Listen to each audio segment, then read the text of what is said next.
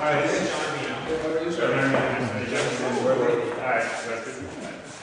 So, what we wanted to do is just have John show you this neat exhibit because we're really excited about it.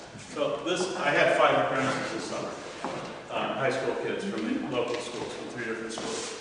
And we did this project, which I call the Anatomy of a Calamity. And it depicts, it follows a course of events of a traumatic or catastrophic experience in someone's life. It starts out with this sculpture here. This guy is complacent. He doesn't think anything's ever going to happen to him. You know, he smokes cigarettes, but he's not going to get sick. Something does happen, but it only affects a single point of traumatic contact.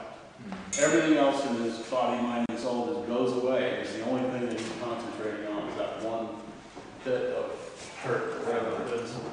And then he reacts, totally freaks out, and that impact becomes systemic and affects every bit of his body, mind, and soul.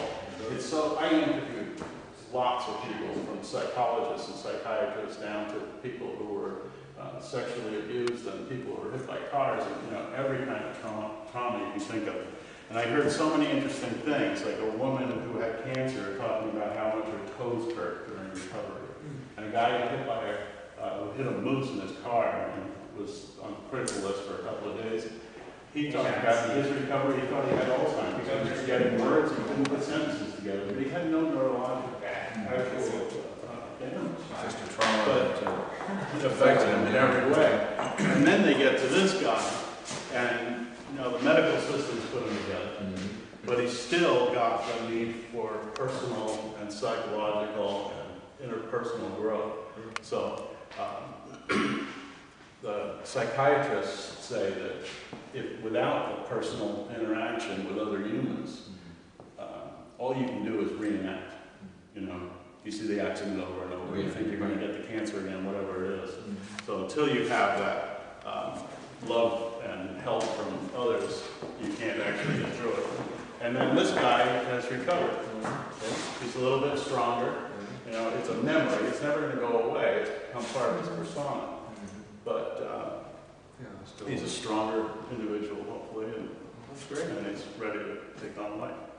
But I've done sculpture all my life. And this is a very unique project for me in that, one, it tells such a story. I've never done that before. It's a different style than I've ever done. But the way that I work with the kids is different than any other time I've worked with kids. I did hundreds of drawings. So every little bit, like this, I may have had 20 drawings just in this little area here or whatever. And I shared those with the 5 kids.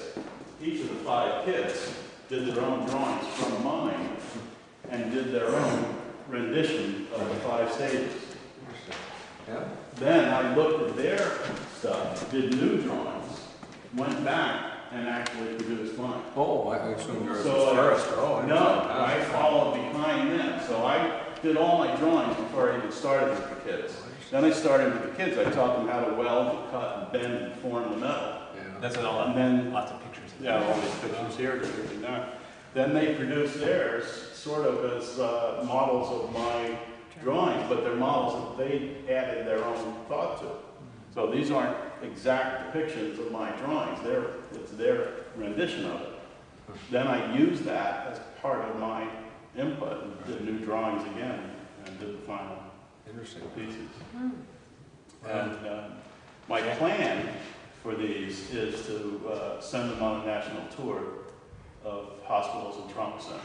Nice. I don't want to sell them. I want them to have as much exposure as possible. That's great. So how long was the entire experience for the kids?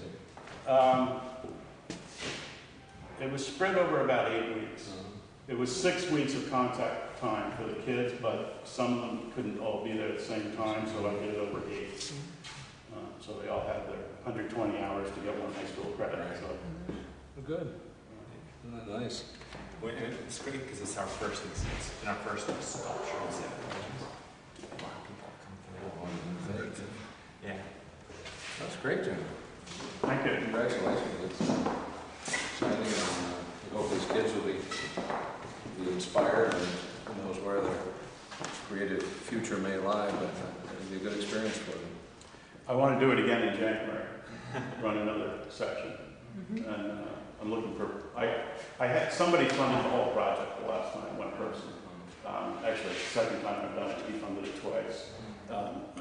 He may be interested in doing it again next summer, but January, I'm looking for 6 individuals to fund, to each support one kid. I think I'm about halfway there with that. I could possibly use some help from the state. Well, see, we were just cutting $32 million out of the budget. Yeah, but I'm so small. I wouldn't even show up. I'm not like a decimal plate. So I'm a thousandth of a decimal plate. Just a rounding error. Yeah. They're all but actually, you may even be able to help in some ways without some financial assistance, because I need to get it introduced to the world of recovery.